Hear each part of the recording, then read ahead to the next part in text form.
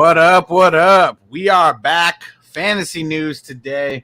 If it is your first time here, this is a weekday show every weekday, Monday through Friday, coming live at 3 p.m. Eastern Time, 12 noon Pacific Time. Shout out to everyone who's already on the stream. And don't forget, we are live streaming on my YouTube channel, Fantasy Football Hustler, on Bogard's YouTube channel, the GMM Network. We are in the Facebook group, the Fantasy Football Advice Experts, Gurus, and Beginners. Shout out. We're on Twitch. We're on Twitter, everywhere.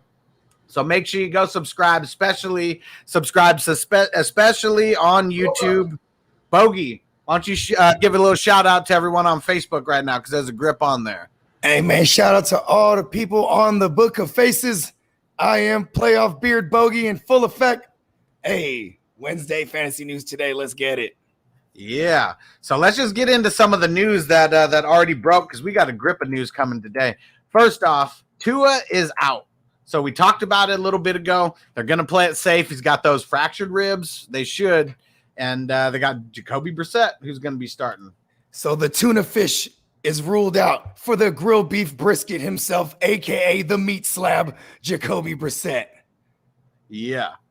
They're going up against the Raiders this week. The Raiders have been pretty solid, so I don't think this is going to be any kind of a gimme game for Miami. Streaming defense, Raiders?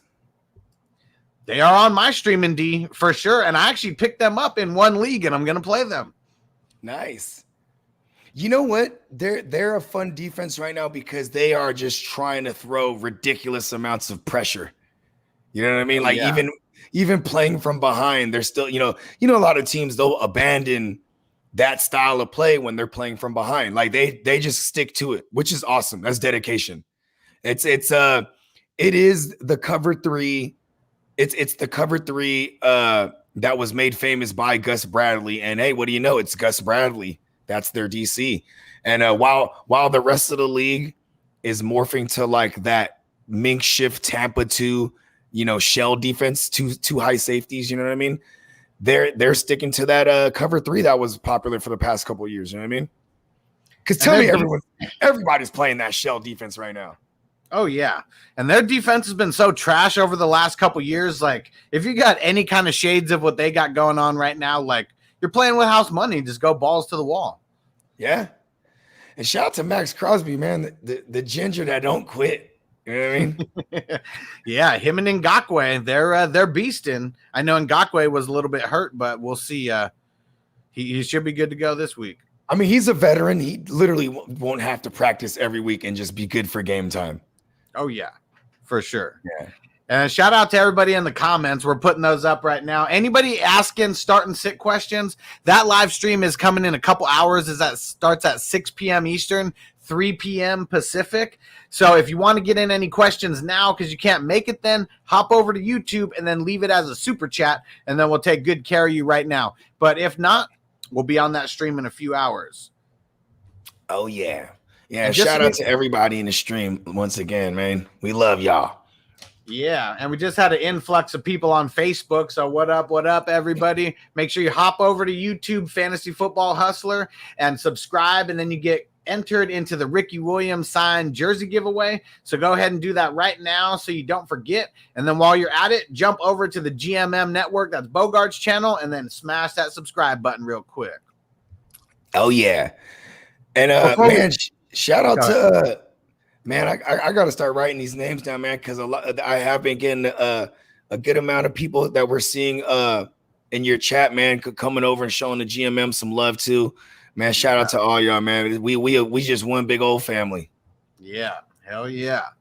What up, JC Main Design said, why y'all crushing it so hard? You already know. It's the only way to do it. You only live once, right? You know what I mean? I mean, we don't half cock this thing, right?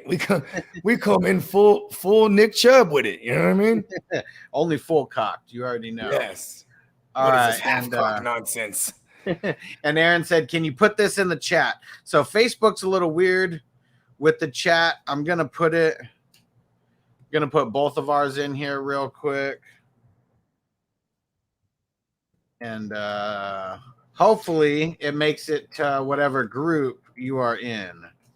I think I might have figured out my Wi-Fi problem too. When we were, you can go and like enable the different devices. Yeah. Right. Yeah. We have like 20 some devices for real. Oh, I wonder if that could be it. I mean, granted, it's still, I still have problemos regardless. You know what I'm saying? But hey, you know what I mean? Whenever the universe works against you, that means you're getting closer. Oh, yeah. It's never going to make it easy. You know what I mean? The universe wants to see how bad we want it. Hey, sometimes you got to work for what you really want, and sometimes you get a couple hurdles, thrown in your way. We got to leapfrog them. A little bit of speed bumps. Dion, what's good, what bro? Up, shout out to the 420 crew. Hell yeah. And shout out to the Patreon crew. Yeah, I'm about to pack a bowl myself in a few. Yeah. We going bowling. Before we get off of the Dolphins and switch over to another team, are we starting anybody? Like, we starting Gaskin, we starting Waddle, we starting Parker? What do you think? I think I'm comfortable with Gaskin. I don't really like Jacoby Brissett, as a field stretcher. So I know Fuller's going to be back. You know what I mean? So I wouldn't start Fuller this week. I mean, maybe I could say the same if it was Tua though, but he's not really going down the field much either, is he? So, and he was officially at practice today too. That was part of the news that we had to talk about. And but Parker, Fuller, they're WR4s to me this week. Waddle is a WR3 to me. You know what I mean? He's an okay flex for me because they do scheme him up, right? And then I'm still okay with Gaskin. I think with Jacoby Brissett and the threat that he will run, maybe the dump offs might not be there as much, but naturally a running quarterback opens it up for the running back himself. I'm okay with Gaskin. I think he's a low end RB2, high end RB3 this week. Yeah, so same for me, kind of just dependent on your options. Gaskin could be a start, more flex worthy. I do think you can start Waddle. He may, bumping down maybe we thought he was a wide receiver too, bumping down to, like flex territory. I think with Jacoby Brissett, you can start Parker. They've worked together a little bit longer. You even saw last week after he came in, he hit him a few times. It's true. It's different. He's familiar with him though. Not as familiar with Waddle, but he's going to be practicing with him all this week. But I think that Parker, before this week, he was a full-blown sit. I think he takes a little uptick. I think he leads the team in targets this week. I still don't think he's going to go over 100, but I think he flirts with like 75, maybe 80 yards.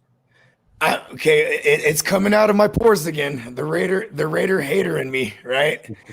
Are we gonna be surprised if Bowl Cut Chucky comes and plays down the competition?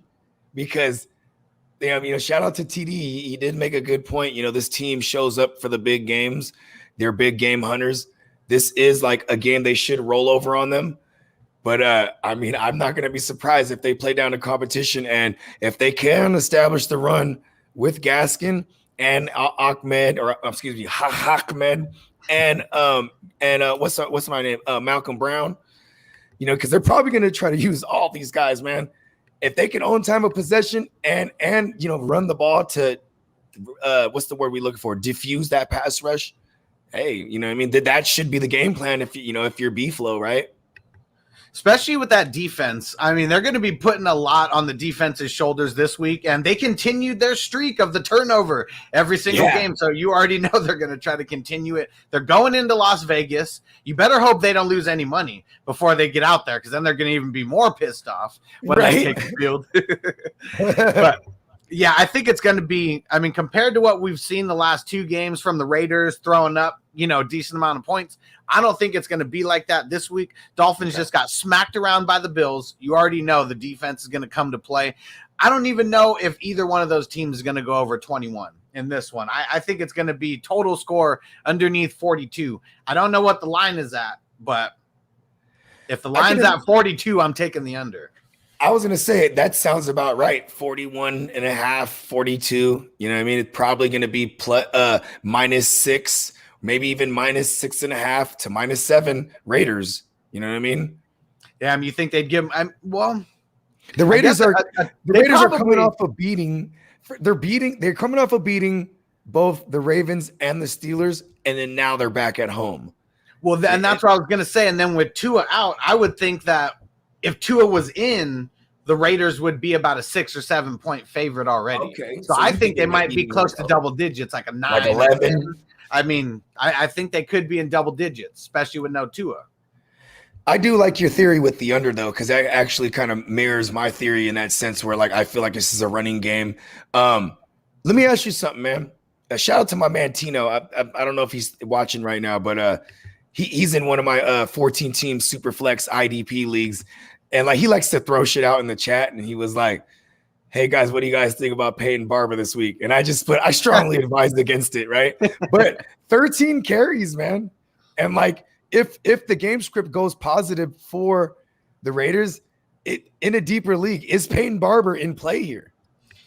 Let me go see snap count wise. Yeah. But, I mean, you're talking about a 14-team league. So, I mean, that's – and anything less than that, I'm already going to say no. But let's see how many snaps, what the snap percentage was. He only played 29% of snaps. I mean, I know it's his first game there, and I know they literally just signed him, but yeah, because it looks like we're on pace to rule out Jacobs already, right? Like he's definitely not practicing today. Yeah, and I didn't even see any news about Jacobs, and my son stole my phone. But we'll get Twitter pulled up. Because if any news breaks while they are at practice, we'll make sure that we see that. Twitter is the all-seeing eye. Especially from what we heard last week, like they didn't say a specific thing that was wrong with Josh Jacobs. They said everything is wrong. That isn't specific. That was pretty on point. They're like, everything's wrong with him. Everything is wrong. All of it. Yeah.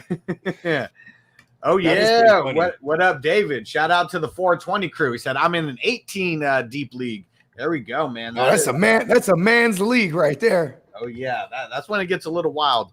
Last year, it was funny. I played in a 32-team league, but they were on my fantasy league, and there was 3 copies of each player. And so I didn't really understand, like, right at first. And then, like, after a little bit, I was like, this is just a glorified, like, 10-man league. Is pretty much what it is, but we got 32 teams. So needless to say, I ended up. Can I have 3 CMCs? Is that a thing? You'll never get him. Yeah, because he was like 3 of the first like 7 picks. You know, like it ain't getting back trade for another CMC. I mean, nobody's going to trade you a CMC in almost any league unless you're Bogard. Somehow you get it. Somehow you get it to happen. So I guess we can't say that nothing is possible. And you've seen me do it with different groups of people. So, this is just it. Listen, persistence is the key, and transparency and recency bias also. Recency bias is key. Oh, yeah.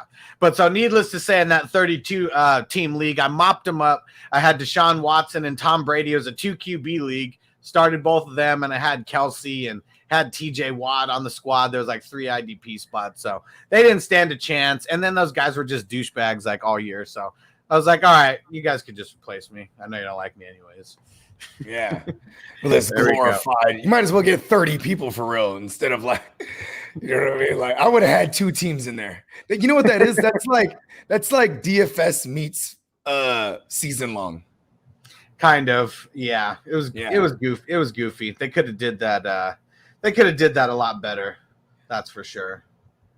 Oh yeah. All right. Let's see here. So next little piece, not even too much, but the Jaguars, they placed James O'Shaughnessy on IR. Just an excuse to talk about the Jaguars. He was becoming a thing, though. A thing. The Irish hitman assassin. James O'Shaughnessy. Yeah. What's our quick take going to be about the Jaguars this week in general, going up against the Cardinals, who ended up squeaking out that victory versus the Vikings this week? Stream the Cardinals defense. I really like Marvin Jones Jr. And I also love DJ Chark. I just love the passing options here. Maybe I'm not as in love with Laviska this week because the injury. Maybe his snap counts are limited. Maybe he's on a pitch count itself. I'm just saying I think they're going to throw a ton. Like this is the most rudimentary breakdown ever, but the Kyler Murray and them, they're going to go in there and smack. And then, you know what I mean? Like, Blake Bortles is going to be proud when he sees how garbage time Lawrence tears it up. Trevor Lawrence is going to be staying at one of his brother from another mother's houses this week, and they're about to beat him like he stole something. That's pretty much what's going to happen to Trevor Lawrence. I think Marvin Jones, only viable piece that you could probably start. Other than that, I'm not starting anybody. And even Marvin Jones. Not the Chark Knight. Nah, man, no. They're just way too fluky with the way that he spreads it around.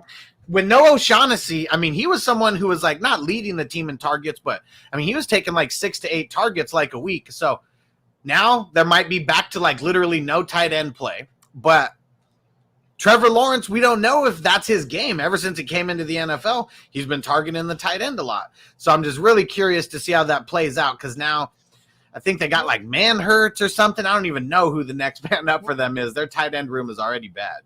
Wouldn't you agree that, you know, every rookie QB, it's natural to lean on the tight end? It should be. Yeah. I mean, right. Big motherfucker just right in the middle of the field. Yeah. Like, I mean, I didn't discover this theory, but I really love this example of that theory is when my man Delaney Walker, bruh, the shooter, because I was there one time when he was shooting. Anyways, that's another allegedly. But he when he went to Tennessee with Mariota, I was like, I'll just have Delaney everywhere, and he just balled, because that's what rookies do. They lean on their tight end. Yeah, and then look, however many years later, Mariota, he still only leans on his tight end. Right now, he just leans on his crutches. So yeah, Jaguars.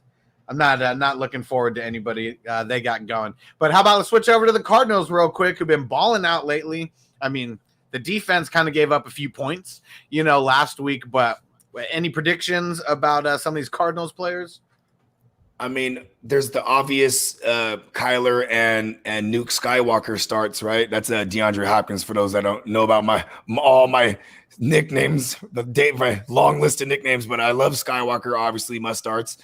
The question is AJ Green, creeping into that WR3 conversation? And is Rondale Moore really in this WR2 conversation, because he has more targets after 2 weeks than Nuke Skywalker himself? It's only one more, but still more nonetheless. Pun intended. See what I did there?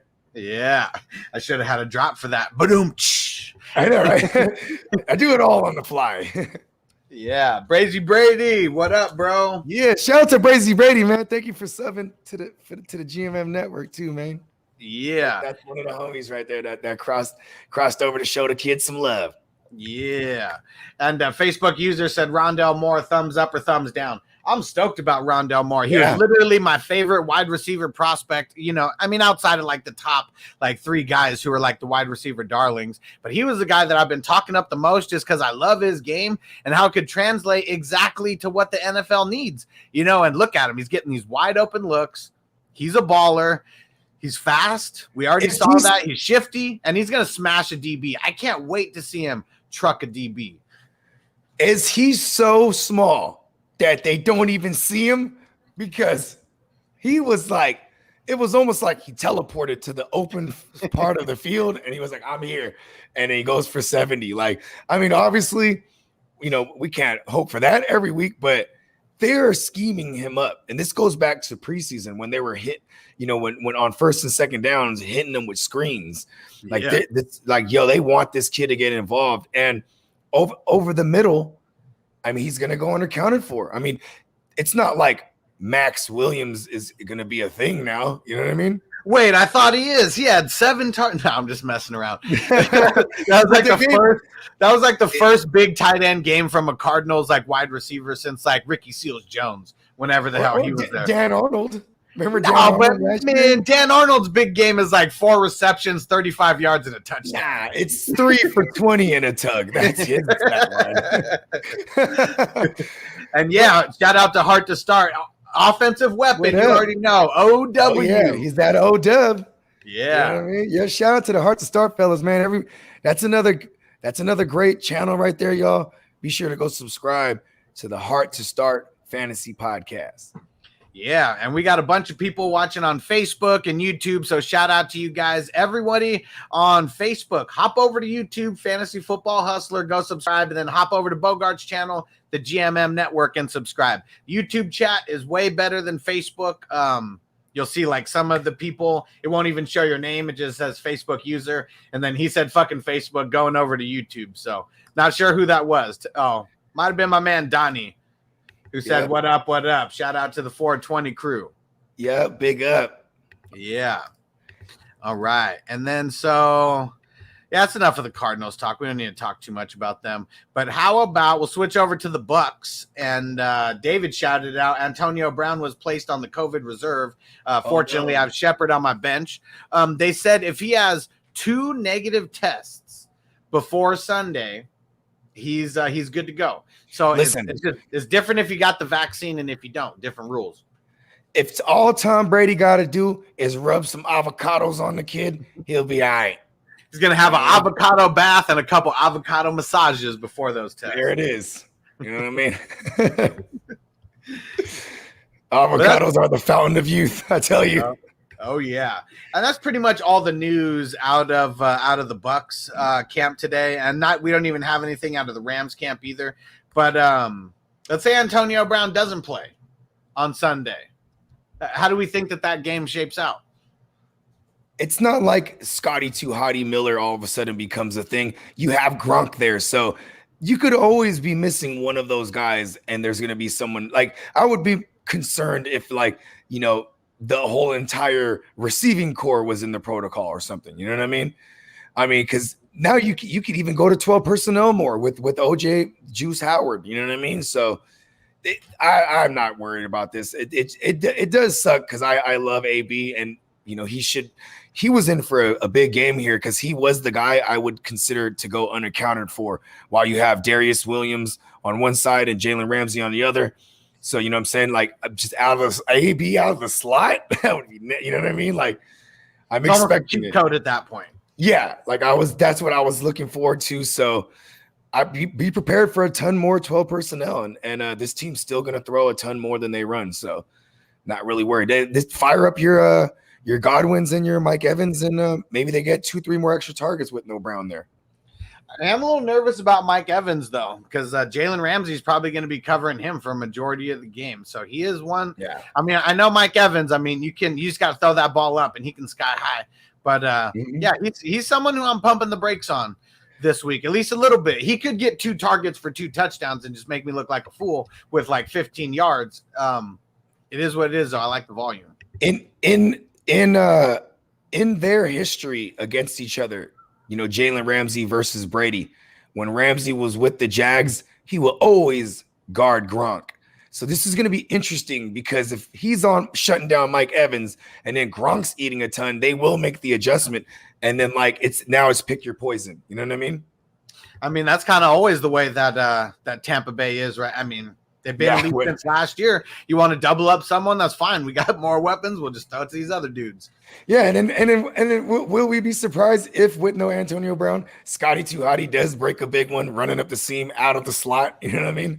Yeah, I hope not, because that means he's taking it away from Godwin. Yeah, that is true. All right, my man TD made it. Yeah. What up, TD? What's going on, guys? What's good, TD? What thoughts on if there's no AB for Tampa Bay this week? They just focus the targets to somebody else. It's not going to hurt them. Exactly my sentiments. Love it. There we go. All right, how about we switch over to another QB who's dealing with some injuries? So Carson Wentz, he participated in like a piece of the walkthrough, but he didn't really practice at all other than that. How could you do a walkthrough or even a piece of it with 2 sprained ankles, and one of them is a high ankle, apparently? He can't even walk. How does he do any kind of capacity of a walkthrough? That he did a my whole point there.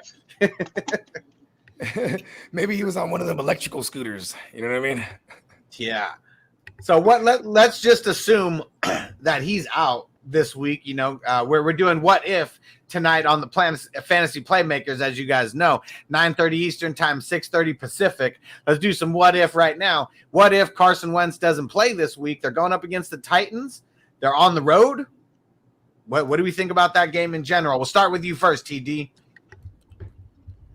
I still think that they're gonna try to run the ball and establish the run. That's what they missing. So no matter who's starting quarterback, they still need to establish the run. If they establish the run, they would be okay with Eason. But if they don't establish the run, it's gonna get real ugly. And fast. You know what I mean? And divisional opponents. So like whenever it's a division matchup, whether it's Carson or not, I still think this team's going to be feisty. Very familiar with this team. Still a good defense. And do we have any status on Xavier Rhodes? Because if he's banged up still, Julio Jones is going to rule this matchup. You know what I mean? I'm going to check right now. Yeah. And like I point this out to say, like, I don't think the Titans are going to have trouble moving the ball. If you know what I mean, especially if Julio's their secondary option, bro, this is nuts. And like, how much is Indy gonna try to keep up the run when the score is being ran up on them? You know what I mean? So there's no information out right now on the internet about it, but he still hasn't practiced since the season started. Like not limited, not nothing, just literally has not practiced since the season started. This is why I love the short-term IR too, because it's like, if a guy is significantly hurt, they'll be like, all right, short-term IR. And you'll be like, okay, cool, 3 weeks. You know what I mean? If he's like really significantly hurt, then you know the long-term IR. But with this type of shit, I feel like because they need him. So you know what I mean? They're just waiting, they're idling by to see if he's okay. And to keep, offensive coordinators for the Tennessee Titans to maybe have the game plan for him still. But big game for Julio. We finally saw. You know what I mean? We finally saw it work. You know what I mean? I mean, like, this is awesome. The tandem of Julio and AJ Brown, and no one panic on AJ Brown. Matter of fact, spoiler alert: one of our segments for tonight's Playmaker episode is get him for the low. If you can, go try to get AJ Brown for the low. You know what I mean? Maybe you could tell that person, hey man, he keeps looking at Julio. You can say whatever. Say whatever that isn't lying, because you're not lying when you say that right now. You know what I mean? And I will say AJ Brown, his ADOT, his average depth of target was higher in the last 2 weeks than it was all season long.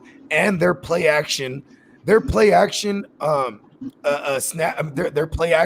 went down significantly. I think they're going to get back to their ways now, because they usually used AJ over the middle, used him short, and let him do the rest. It's kind of weird seeing him be a field stretcher. I think they're gonna fix these things that didn't work. We shall see. We shall see. So if Carson Wentz doesn't play, outside of Jonathan Taylor, you guys even risking starting any of these wide receivers? I still like Michael Pittman. He's the X receiver, and everyone else is hurt over there. There's still there's still no Paris Campbell, right? Correct. Yeah. So and then there's no TY. So I mean, he's kind of the only game in town, and you know they're gonna stack the box on young Eason and to stop that run game. If Mike Pittman is out there getting single coverage and getting peppered with targets, hey, maybe he's 7 for 50 or whatever. That's still a WR3. So I mean, that's probably the only other option. I'm still trying to find other options. Like, I'd probably rather start a Claypool over a Pittman at this point. You know what I mean? They're basically the same guy to me. You know what I mean? As far as usage goes. So yeah. Outside of that, yeah, we're not really touching none of them. Another piece of quarterback news. So the Bears officially announced Fields as the starter. So Andy Dalton, he's not expected to go on IR, but they said his timetable is 3 to 5 weeks. So that I don't understand when you can just keep him on IR for 3 weeks. It's like I said yesterday, Matt Nagy is the kind of guy who tells his wife her shitty cooking is delicious. You know what I mean? He's a fucking liar. You know what I mean? Like, just, I don't know why they're lying. Just say Justin Fields is the man, because maybe this is a coaching tactic, right? Like, hey, We want to make him feel like he's not, secure with his job. So he has to play and really earn it to secure it. Because, I mean, from what we saw from Dalton, it was like, all right, we want to just see Fields, right? Dalton didn't look any type of good. It's kind of like when Alex Smith got a concussion. We were like, yes, Kaepernick time. You know what I mean? Like me being a Niner back in the days. It didn't matter what it was. If he had a finger cramp, it's like just any reason to get him off. And this is actually a significant knee injury. Here comes Fields. He's never going to lose the job from here on out. I don't know why they aren't just backing him and giving him full confidence. Because you got to they lied to Andy Dalton, but they want to play the PC. Like, Andy, you coming back? And Andy, well, something changed. Like, they try to play both sides. Bruh, I don't know why. I don't know why they still want Andy Dalton and trying to tell him he's gonna be the starter. Maybe they don't feel like Justin Fields is ready to be thrown to the wolves yet. I don't know. I think they're trying to just bring him along slowly. But Andy Dalton, you're not the future of the team. He knows that. I don't know why they keep trying to play both sides. So I do love I look for intangibles, and I love the intangible factor of young Justin Fields going back to the state of Ohio. You know what I mean? Like, just there's something in the air for him in Ohio. You know what I mean? Like, I think this is going to be. I think they could pull the upset off here with the way the Browns defense has been playing. I mean, they were getting beat up by Houston on both sides of the ball. Like, they didn't come out of there with an easy win. Cleveland. You know what I mean? Yeah, it was an ugly game. Yeah. Levy Smith, man, no one sleep on the fact Levy Smith is running that defense over there in Houston. I know, because they've looked pretty good. And as much as we all thought that they were going to suck, Levy Smith can change some shit around. It's all about the schemes, and they have decent players. But when you don't want to play for your coach, you're going half-assed, not a good scheme. That's a good point. No one wanted to play for old curmudgeon, senile Romeo Crennel. You know what I mean? All right. So how about a piece of news from Washington? Because I know everyone freaks out about the Wednesday practices. So Antonio Gibson, he was limited in practice because of his shoulder. No cause for concern for anybody being limited on Wednesday's practice, because even if you're limited for 5% of practice, you're still limited in practice, and you still get that questionable tag. You're not a DNP. You know what I mean? You're not a DNP, right? That's what they're called. Did not practice. Yep. Yeah. So, and I mean, this is something he dealt with since week 1. He came down on the shoulder. I think it was when he fumbled too in week 1 against the Chargers. They feared it was an AC joint sprain. It wasn't. He got into the game, got a decent workload on a short week last week. So the more rest, the better for Gibson. It's still a terrible matchup. And let's be honest, with the way the Washington football team's been giving up yards through the air, week 1, 330 plus to Herbert. Week 2, 280 something, 290, something like that, to Danny Pastos even. So that Josh Allen's going yard.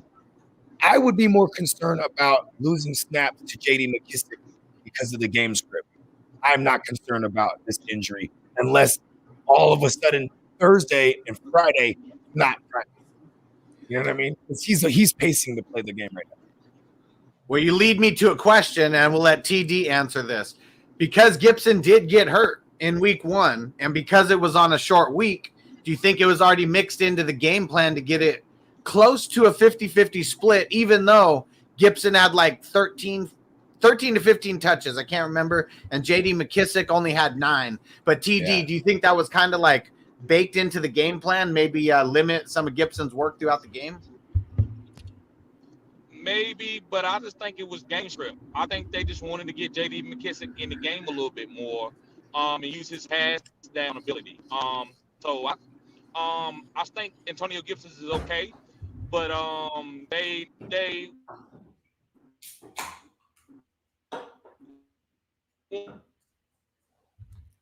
split some of the carries. So I believe one. and also and use J.D. McKenzie too because he's talented. Your thoughts on that same thing, Bogey? I mean, 62 to 38 was the split of the snaps. You know, that's it's pretty close, right? Maybe we see 60-40, 55-45. You know what I mean? Maybe 69-31. Go ahead, but I usually have it. There it is. There we go. You know what I mean? That's all I really had to say. I was just trying to see how we can get the 69 drop in there. Yeah. And so how about we'll go on to the other side of the field. So the Bills, Gabriel Davis, limited in practice. I don't even remember if he did anything in this game. I'm gonna go look in the I think he did enough. I think he did enough. Yeah, I don't even know if he got a catch. Yeah, and then I mean, neither did Manny Sanders. Neither. They pretty much just ran all over them. I think that's kind of a wonky game because Tua left early, and then it was just all Bills. You know what I mean? Yeah, I mean Devin Singletary. I mean getting 13 carries. That's not going to happen often. Yeah, and Zach Moss ran in 2 touchdowns. Yeah, and 3 rushing touchdowns on the game, and none by Josh Allen. That's not usually what we expect if they get 3 touchdowns. Yeah, and so yeah, Gabe Davis, he didn't have anything. I don't even remember if he played or not. I don't think he was out, but limited in practice. Cole Beasley, I think he might be questionable because he had the Veterans Day of Rest. And I think they still put that down. But, yeah, I'm expecting a way bigger passing game than last week. That's for sure. Yeah, and I think the Colonel Manny Sanders, I think we're going to see a good game out of him and Diggs, man. I mean, we already should always expect that from Diggs, but I think it's going to be a good game for Manny Sanders that he's playing 90% of the snaps every week. I think that's bound to hit sooner than later. You know what I mean? It's not like Dawson Knox is going to be out here every week scoring touchdowns and shit like that. You know what I mean? Yeah. Watch Max Williams and Dawson Knox be guys this year just because I cursed them to not be. You know what I mean? That's the way that the tight end room usually works. I mean, when guys like Kittle end up being the tight end 15, 2 weeks in a row, it lets some guys in there who we have no idea who the hell they are. Yeah. And okay. And so TD, well, what are your thoughts on the Buffalo Washington game? I think Josh Allen is going to struggle a little bit. I think people are playing him different. That's why I faded him. I still think he's a great talent. But if you take away Stephon Diggs and say, well, beat with Cole Beasley or Gabriel or Emmanuel Sanders, I think he struggled. So I believe with Chase Young and Marquez Sweat chasing them all day, that it capped his upside. So I think it's a close game, and I think Washington pulls the game out. Okay, so you think Washington?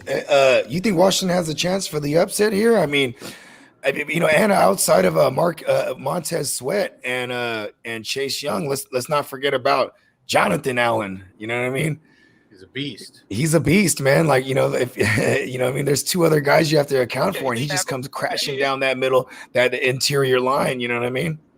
So there will be this is going to be an interesting matchup. I still think it's a big passing game for the Stallion. That's why I do think it's going to be a big passing game. I mean, you can't really run on them too much. I mean, the only way you've been able to beat them for the first 2 games is through the air, really move the ball. So we shall see what happens. Oh, Danny Dumbass Pesos, a.k.a. Forrest Gump's estranged son, was running all over them. Maybe the Stallion gets the galloping. I mean, that was the only running that really happened, from the Giants. So, and he had he had almost 100 on the ground, right? Yeah, and he would have had 100 had that one TD not got called back. Yeah, that boy is a running fool. Yeah. Shout out to everyone in YouTube and in Facebook. If you're leaving comments for start and sit questions, that live stream is going to be happening in a little more than 2 hours from now. If you want to get a question answered now because you can't make it, just leave it as a super chat and we'll take good care of you. We're just covering the news in this show. All right, how about switching over to Atlanta Who are they going up against this week? They're going up against who are they going up against? The Giants. They're going up against I thought you were segueing perfect because we were just talking about that running fool. No, I was I should have, and it should have been, but I'm a couple bowls deep, so I wasn't on it like that. But not too much news out of the Giants camp other than Evan Ingram is practicing. I know you love you some Evan Ingram, Bogey, so I had to bring this up. Yeah, I love him as in I hate him. Yeah. I mean, you know what's funny is if you're a Sterling Shepard guy out here, we should all just hope Evan Ingram just stays away. Because that is going to tremendously affect, you know what I mean, that shorter ADOT. You know what I mean? I wouldn't say tremendously, but it'll definitely move the needle a little bit in the wrong direction. How many times does Danny Dimes throw the ball a game on average so far? Let's go check. And his name is Danny Pesos. Let's not forget that. I'm sorry. No, I'll go check that. You talk about Evan Ingram a little bit more. Yeah, Evan Ingram sucks. Next question. So let's see. Hold on here. So in week one. But you know what though, I will say with the tight end landscape being super ugly, I mean, you know, if you have Evan Ingram, he's been in your IR spot, and I'm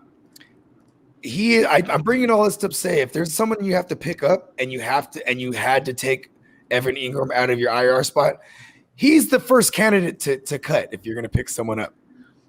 Okay, so here we go. Imagine this: his pass attempts for the season, both games combined, is 69. 69 So 34 and a half attempts per game is what he's at right now. Okay, and then Sterling Shepard, he's been seeing 9 targets a game, if I remember correctly. Close to that, yep. Yeah, so if Evan Ingram goes ahead and gets like his 6 to 7 targets he was accustomed to, maybe that 9 targets drops down, 6 to 7. And the efficiency of a Danny Pesos, I'm not really trusting it. We kind of need close to the double-digit targets for Sterling Shepard to be a guy, man. You know what I mean? But I think this is a matchup where we could probably throw all that out the window. Like, I think Danny Pesos looks good this game. Atlanta is horrendous. On all phases of the ball, they are horrendous. Yeah. But, one thing they are good at is covering the tight end. Well, there you go. Maybe Evan Ingram exists to just take that part of the way. He's going to be busy getting taken out of the game while everybody else eats. Because mainly it's because of Deion Jones and Foy Olakun. Those would be the guys more or less covering him on a big percentage of his snaps that he goes out. Is Foy Olakun a rookie? Wasn't he one of your pickups this week on your waiver show? I believe it was last week, but no, he's not a rookie. Yeah. I believe it's his 3rd year, but he came onto the scene last year real hard. Yeah. Oh yeah. And on the other side of the ball, Cordon Blue Patterson, man. Are we like what? Corduroy.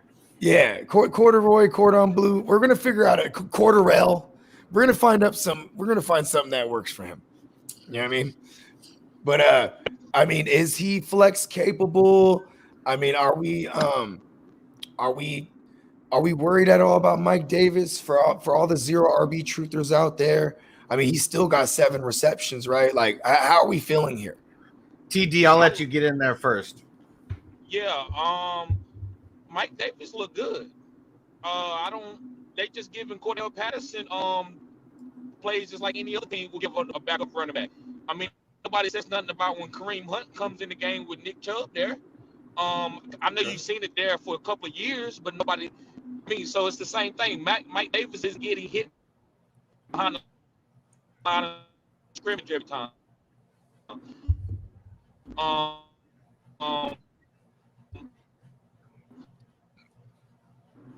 Stay with us. He's in the Matrix. But I mean, it was a pretty even split. I mean, Mike Davis did edge him out by a few, and he did have more rushes. He had more receptions than Cordarrelle had. So I mean, either way, they're going to be they're going to be playing from behind. I'm assuming. Yeah, 1 second, I'm coming. Yeah, they should be playing from behind, and I think the Giants' rush game is a little bit where I think Mike Davis gets shut down a little bit, and it just goes through the air a little bit more than through the ground. You know, I want to shout out my man Fantasy Schvinn. He's going to be joining us tonight on the Real Fantasy Playmakers What If series. He actually wrote an article. It hasn't dropped, but he is documenting everything about the Falcons right now. And one thing that stood out to me is when I read the article, because I got the exclusive look at it, is Matt Ryan he had less than 3 passes over 20 yards in the past 2 games combined. So everything is short. 14 targets to the running back position just last week alone. They're pushing out Kyle Pitts out wide a ton. It's very interesting. They're depending on their playmakers to do everything in yak. You know what I mean? So this is a defense too. That is the Giants defense are susceptible to the pass catching running back. This could be like, I'm not going to be the guy who's going to think the Giants are just going to come out here and smack. I think they will look good for fantasy purposes, but I actually like the Falcons in this game because I just don't believe in the Giants like that. And I think the Giants took it to Washington because they are division rivals. They know this team. Yes. So I know I was in the Matrix earlier. Hopefully I don't go in the Matrix this time. But Mike Davis looks fine. I think he needs just a easier matchup. I mean, he's played 2 tough run defenses. That's a good point. And like I said, this is a decent run defense, the Giants, but where they're susceptible is in the passing game to the running back. Like running backs that get utilized in the passing game tend to gash this team up. So, Mike, maybe this is the big Mike Davis game. And then how about this? When you get the big Mike Davis game, I'm moving him in redraft and maybe even dynasty, wherever I have Mike Davis, I'm going to package him up and move him for something because I kind of don't want to fool with this Atlanta experiment in year 1 with Arthur Smith. Yep. Well, get rid of him. Bogard what I would say, Bogard, is if they got better matchups and this offense gets clicking more, that's going to be more work for Mike Davis with green zone touches. I'm just looking for touchdown upside with him. That's the only thing he needs. If he scored 1 touchdown in each one of these games, he's a top 12 RB, top 15? But that's the thing is like this got to be the game where we see them have red zone trips because they haven't had too many red zone trips. You know what I mean? That's true. That's why I agree with what you're saying. But I don't need to see it from the Giants. I think they got even more easier matchups coming later than even the Giants. And so how about this? Also, another piece of news from the Falcons. Russell Gage is considered week to week with the ankle injury that he suffered on Sunday. So I don't think it's going to be looking good for him. It's not looking good for him playing, at least as of now. No, I'm going to stay consistent with what I've been saying about Russell Gage. Nobody should have Russell Gage. And so many people do still. So that's what I'm saying. Get rid of them. Now's the time. Just go ahead and dump them. Nobody but Calvin Ridley and Kyle Pitts really need to be rostered out of the receiving corps. Yeah. And while it lasts, you guys have Thursday, Friday, Saturday, 3 more days to trade for Saquon before he blows up to the moon against Atlanta. This is going to be that game. Saquon. Make the moves for Saquon now. This is going to be that game. We can already tell you that. He is going to blow up versus Atlanta. Yeah, this is strictly redraft talk because nobody's just going to come off of Saquon like that in a dynasty league. This is the time right now. Go after Saquon while you can. Yeah. All right. Just a little reminder for everybody watching on Facebook. Shout out if you're in the Fantasy Football Advice group for experts, gurus, and beginners. Make sure you throw some comments in the chat. Hop over to YouTube, though. Type in Fantasy Football Hustler. Go subscribe to mine. You're going to get entered in the signed Ricky Williams jersey giveaway. Then hop over to Bogart's. It's the GMM network. And then go to Fantasy Good Sports. Let's subscribe to all three. Show some love, guys. It's all in the description of the video. So we are the trifecta. In the universe, things come in threes. Yeah. And now, for you, Bogart, one of your favorite guys to talk about, Odell Beckham. It isn't news about practice. This is a quote saying from the coach that he will be a full go in practice, but we still haven't heard any news about the actual practice. That sounds like another person trying to vouch for OBJ again, man. But I mean, listen, if here's the real question. Let's live in that world. OBJ is a full go, and are you starting him against the Bears? The secondary is not the greatest. They held down the Bengals last week, and the Bengals they were on the road. I know that makes a difference. The Browns are three picks. Okay, yeah, you're right. They did pick them off 3 times in that joint. You know what I mean? But Baker is way safer with the ball. You know what I mean? Shout out to my man, Big Rooster, Big Cocky. That's what I call Baker, because Baker's going to feel he could win no matter who he's missing. And maybe now with OBJ there, we're going to see, because there's no Jarvis Landry, and they run a ton of 12 personnel. So he will be on the field a bunch. When they run 12 personnel, he's going to be a guy on the outside. He'll probably be out opposite of Anthony Schwartz and Donovan People-Jones. They'll probably rotate that spot now with OBJ being a permanent factor. I mean, I don't even know what kind of injury he's been having.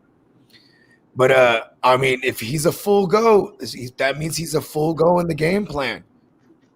And I guess we got new people joining every day, so maybe I should just get in the habit of repeating things that are still relevant for this week. Jarvis Landry is on the IR. That's why we're talking about them being down all their pass catchers right now.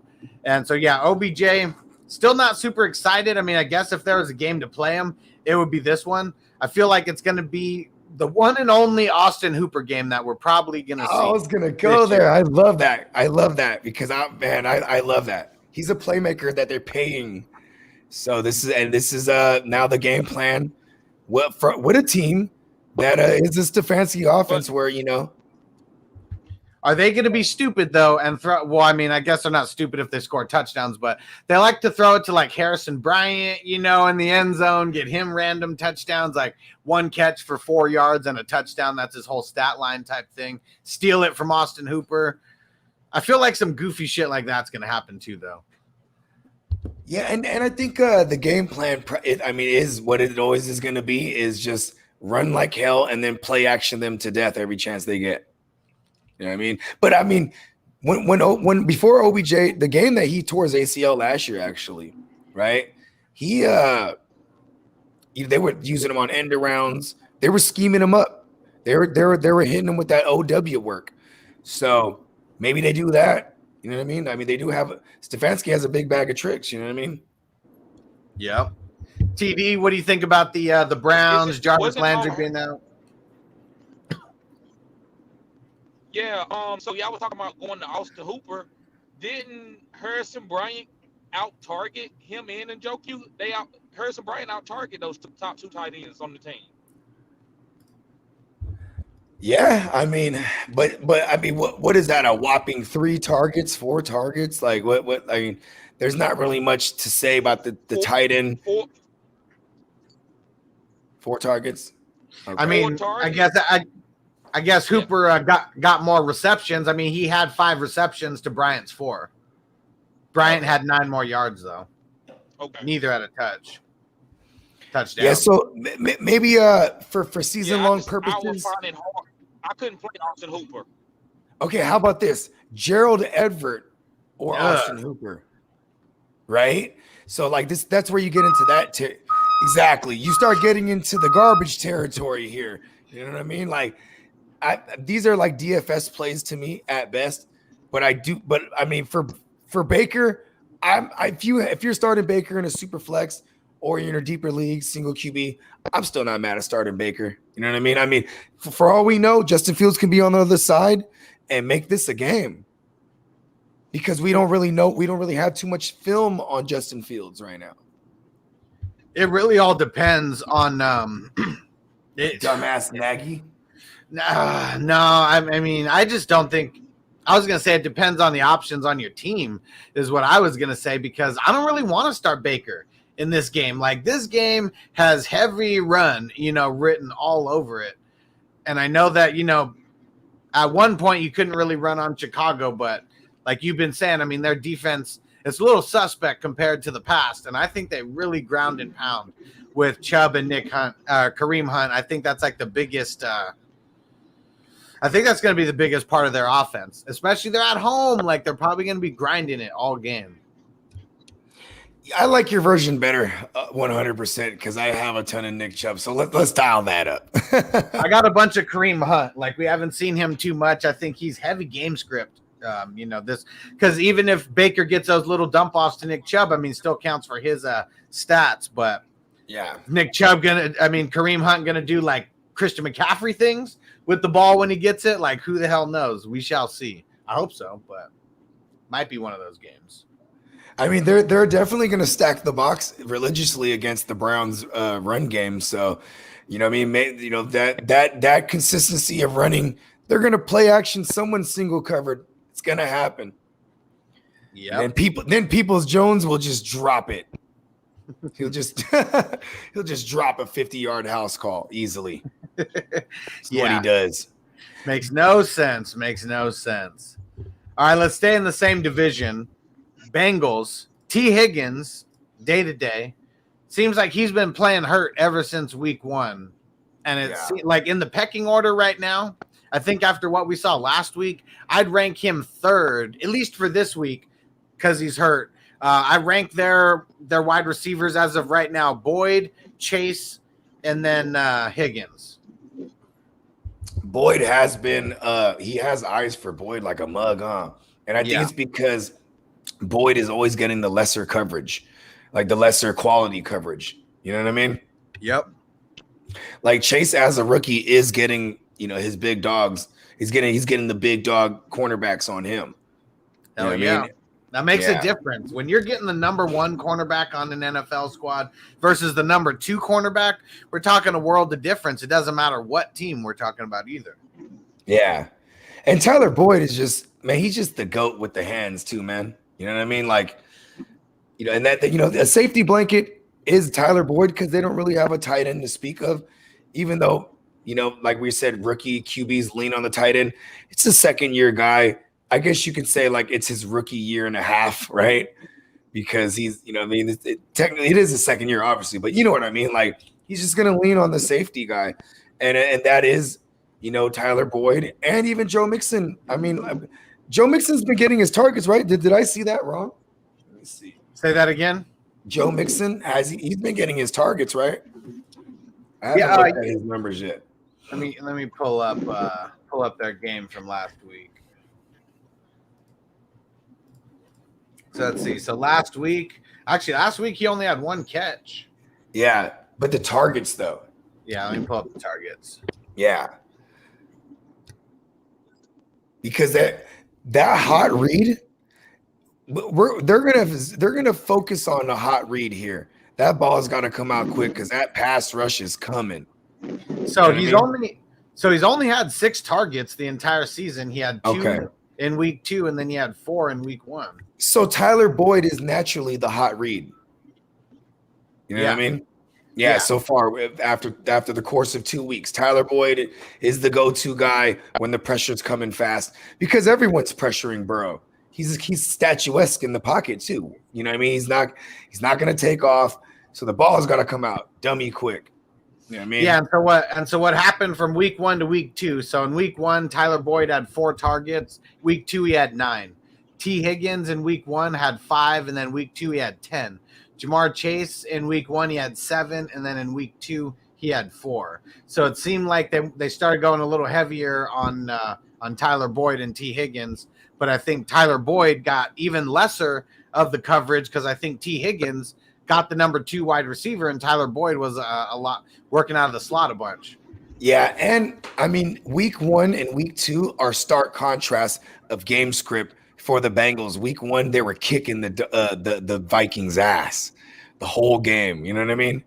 Yeah. Week 2, they were getting their ass kicked. So that's where you see the uptick in targets because they were losing. It was a negative game script. So this is a team. You know, you might have to diagnose what you think the game script's going to be. You know what I mean, to make some of your decisions with these receivers. But Chase has way too much upside to not play him. I feel the same way about Higgins. Is that crazy? I mean, it is the Steelers secondary. I mean, they're still going to be down Joe Hayden, who's longer in the tooth, but he's not the greatest either. And I would actually like it if Joe Hayden played like not 100%. You know what I mean?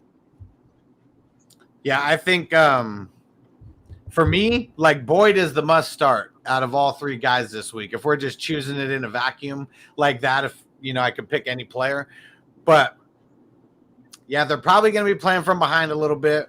We know the Steelers, if they're down TJ Watt, it's going to give Burrow a lot more time. Yeah, good point. And TJ Watt should miss this game. They just gave him all that money. Who knows if they're going to want to risk him or not. Yeah, and they're a team that has playoff ambitions. So, yeah, and they're you know what, though? They make the mistake of sleeping on the Bengals again. I mean, last year they got beat with what's my man's name? Jeff. What was the QB that came in after Burrow got hurt? Dang, I thought it was some. Who was it? Who I thought it was something Allen. Yeah, there was Brandon Allen, but then he got hurt, and then it was the other guy who was the backup for Dalton before they drafted Burrow. Damn, what is his name? Driscoll. It's not important. Not Driscoll. Was it Jeff Driscoll? Nah, it wasn't Driscoll. Driscoll was with the Lions for a little while. Then he was with the Broncos. Damn, what is this man's name? Well, you think about that, and then for all my IDP peeps out there, if TJ Watt doesn't play for whatever reason, Robert Spillane is the person to pick up. So after TJ Watt went out, he started getting a grip of playing time, ended up with like 10 total tackles in last game. Oh, Ryan Finley, is that it? There it is. There you go. Finley. J Love, of course it's J Love coming in knowing it. Yeah, hey, thanks, J Love. Yeah, it was Finley. Remember they beat their ass on a Monday night, and Finley ran all over them. You know, they Gio Bernard had a big game. Even Samaje P. Ryan, like this, they were very aware of this team. I'm gonna say it. I'll take the Bengals to cover whatever that number is. Yep. With a banged up Big Ben Rapersburger. No Deontay. His left pec. Is the issue. Yeah. And we'll see about Deontay. The Friday practice is going to be most important for him because if he's able to move around, but the first thing that we heard from Tomlin is that it's better, but it's not great. I don't even know how to take that other than it doesn't sound good, but for it's this not week. great. That's the greatest coach. That's how you know he's one of the greatest coaches. He knows how to say some words without saying anything. Like those were words coming out of his mouth, but it didn't mean nothing. That's awesome. Nothing at all. All right, and then last piece of news that I got right now before I scour Twitter real quick is Tyrell Williams. He's not expected to play this week, and this week the Lions are at home hosting the Ravens. What do we say, Bogey? What do we say about that game? I like the Ravens to just mollywop here. I think the one thing that we're seeing with Dan Campbell is he comes out with a great set of like 25 scripted plays, then he makes 0 adjustments after the half, or he's not good at making adjustments yet. You know what I mean? I don't want to completely, shit on him like that. But, yeah, like, they went into the half against Green Bay, winning the game, came back, and it was just all bad. You know what I mean? Like, I think the Ravens come in here and just whoop that ass. I like Mike Tyson Williams a lot. I even think Land Murray gets in there. I just love the Ravens this week. I don't love their passing options in fantasy, but I love the running backs, and I think T.J. Hawkinson, you just got to keep playing him. You know what I mean? Like hearing Tyrell the Gazelle Williams is out, that just he's probably like I don't think we'll ever see him. You know what I mean? And we like this because the one focal point should just be T.J. Hawkinson for fantasy purposes, right? For all of us that have T.J. Hawkinson out there. And I really like Cephas as well. I think he's going to be that dude to just come in and eat, especially when Tyrell's not in there. Do you think Marlon Humphreys gets relegated to Hawkinson? Because if they do that, right, which is not uncommon, right, that for your best corner to man up their best option if he's a tight end, if he shadows him, Quintez is going to have a big game.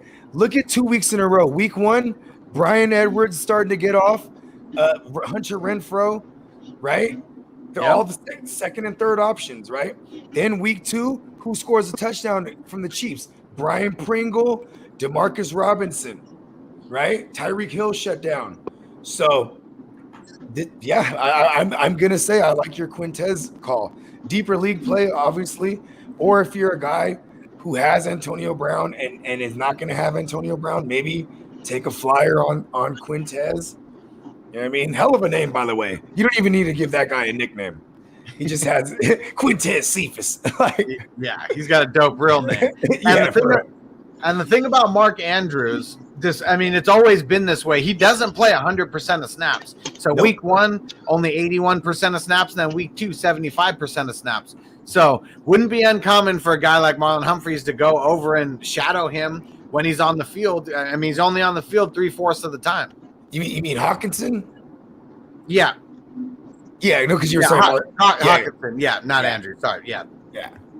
That's crazy, man. I didn't realize his snap was like that because he seemingly seems to be on the field all day. Well, no. So that was Andrews, but I was Okay, you got it mixed up. Yeah. I mean, they don't have an answer for the tight end. I mean, well, I guess Bob Tunyon. Because the Detroit Lions just played Kittle, then they just played Bob Tunyon, right?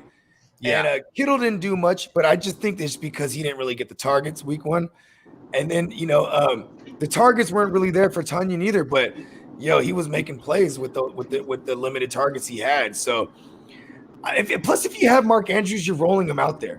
You're not getting cute and you're like, let's go with Max Williams this week. Or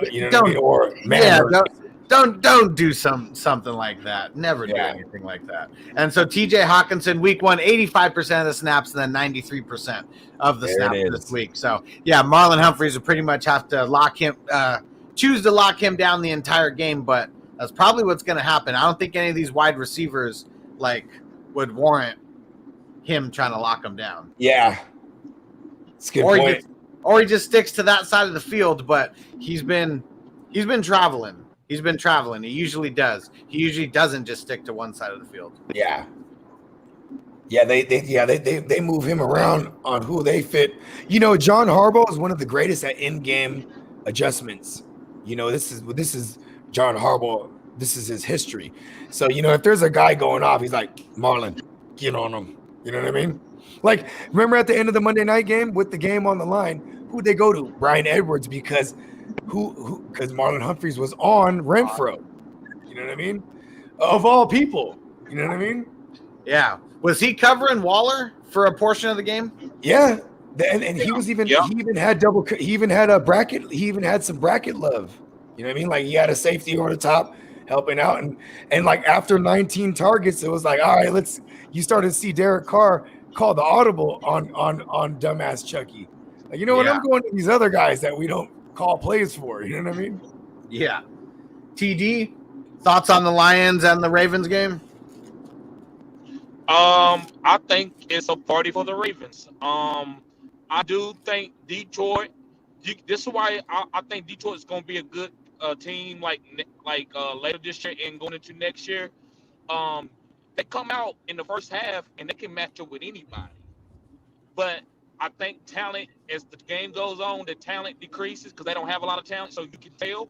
But I think the Ravens do beat them by 2 touchdowns, but I think it's close in like the first and second quarter. I think Lamar still has a great game. So yeah, I'm all day Ravens. I'm taking the Ravens, and I'm not taking no receivers from the Detroit Lions, but I do think that you have to play Hawkinson, and I do like Jamal Williams and DeAndre Swift in garbage time. I like that. I forgot to mention Darth Maul Williams, man, because like he's, this should be a very negative game script. If you look at that Green Bay Packers game on Monday night, it was a close game, pretty much until like the mid third quarter. Then it went away from them. And like, I think we would have seen more Jamal Williams if the game is away from them early on, which I think is going to be this game script. You know what I mean? I think the Ravens are going to whoop that ass. Yeah, especially Ravens coming in off the high, off of beating the Chiefs. Like, you already know they're going to be hyped up for this. And trying to get above 500 too. You know what I mean? And that's what we hope for. We hope that it's just a grinded out game for the Ravens and that they're just leading and that the Lions just have to keep throwing it. Then a guy like Quintez is going to get a grip of targets. So will Hawk. And then garbage time Jamal. Yeah. And what? Yeah. And I was saying, and Molly Maul. Yep. Yeah. They're going to get they don't have too many options to throw to other than Hawkinson. Cephas, it's only one guy. They got really nobody. They don't like Amon-Ra St. Brown for whatever reason. Ratliff is that other dude who's on the who's this Benson guy? Don't they got like a Benson? I have no idea. He had like a ton of targets last week. Something Benson. Yeah, let's go see that real quick before we get out of here. He's not going to be fantasy relevant, but he's definitely taken away from other people. That's for sure. Yeah. I don't know why this Amon-Ra St. Brown thing isn't part more the game plan. We did see his snaps go up from week 1, to into week 2, but he's just such a mismatch out of the slot. I don't know what's going on here. Maybe his understanding of the playbook isn't as because you know what he is. He's the Keenan Allen role in Anthony Lynn offense. You know what I mean? So I don't understand it. It's probably just the rookie growing pains of, him maybe not his understanding of the player's grasp of the playbook. Yeah, and so he had this Benson. He had 6 targets in week 1, 3 in week 2. So Cephas is the only one whose targets didn't change from week 1 to week 2. He had 7 in both games. Even Hawkinson had 10 targets in week 1, 9 in week 2. Nobody else. Well, Benson had 6 targets in week 1, but outside of that, nobody's had more than 4 outside of Hawkinson in that one random week 1 from Benson. It's been all Cephas and Hawkinson. Benson. Yeah, I feel like. Yeah, go ahead. Yeah, so Cephas, I'm definitely calling a little shot on Cephas right now, especially because Humphreys probably isn't going to be covering him that much. He's probably going to be on Hawk, but yeah, they're down Marcus Peters, and yeah, their secondary hasn't been anything nice. You've been able to hit them through the air a little bit. I think Cephas is going to be that dude who's going to flirt with a touchdown, get close to 100 yards, and yeah, Hawkinson can't get it all, but they're going to have to throw it a lot in this game. Oh yeah, I like it. All right, TD, any last words before we get out of here? No, just make sure, guys. I'm sorry I got in a little late today. You know how it works. Sometimes I run just a little bit over. But guys, yeah, make sure you subscribe to all 3 of our YouTubes. Also follow me at OnlyFans. I can help you with anything, guys. Consultations, stars and sits, whatever you need. And guys, just make sure you tune to us with the news every day. Yep. Yeah, man. I just want to second everything my man TD just said, and good luck to everybody. If you're starting, some Thursday night guys, we will cover that tomorrow at length. And check us out tonight, live 6:30 p.m. PT, 9:30 p.m. Eastern for the Real Fantasy Playmakers What If series. Oh yeah, it's gonna be wild. I got some good ones in my bag of tricks, that's for sure. So get ready, and then don't forget every Wednesday, Thursday, Saturday, and Sunday I do my start and sit question and answers live streams. So that's gonna be starting at 6 p.m. Eastern, 3 p.m. Pacific today, and then tomorrow it's at 5 p.m. Eastern, 2 p.m. Pacific, getting you ready for the Thursday game. And yeah, don't forget, subscribe right now on YouTube if you haven't already, so you can get entered into the Ricky Williams signed jersey giveaway. And we will see you guys a little later today. We got 2 more live streams today, and then we'll see you tomorrow, and then we got Thursday night. So let's get it. Yeah, week 3, give me money. Yeah.